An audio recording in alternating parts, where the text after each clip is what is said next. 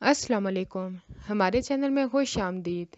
दीवानगी का new promo आ चुका है जिसमें हम आपको ये बताएंगे कि हारून की मां के बढ़ते हुए जुल्म की वजह से हारून और नगीन में इख्तिलाफात शुरू हो जाएंगे, तो क्या वो एक दूसरे को समझा पाएंगे? इसको जानने के लिए हमारी वीडियो को आखिर तक ज़रूर देखिएगा।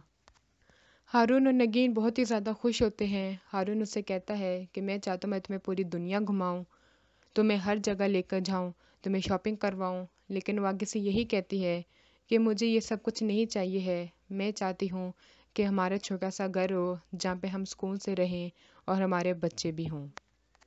लेकिन कुछ दिनों के बाद हारून की बहन भी हारून से सवाल करती है कि शादी को 6 महीने हो चुके हैं, लेकिन अब तो लोग भी सवाल करेंगे कि ये कौन है, कहाँ से आई है, इसका ख़ानदान क्या है, तो फिर हम क्या जवाब देंगे। और इसी बात पे हारून की माँ भी नगीन को ताने देती रहती है।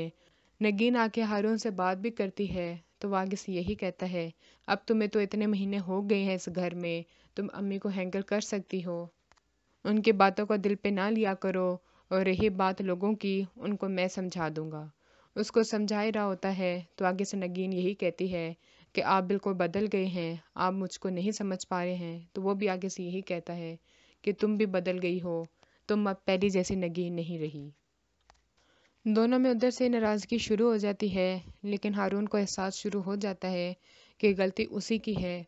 उसे नगीन को समझना चाहिए उसे नगीन को समझना चाहिए था, क्योंकि ना ही उसने पहले कभी उसकी बात सुनी और ना ही अब सुन रहा है। और दूसरी तरफ नरमीन मर जाती है। सुल्तान खुश हो जाता है कि अब वो आसानी से नगीन को ढूंढ पाएगा, लेकिन उसे थोड़ा दुख भी होता है।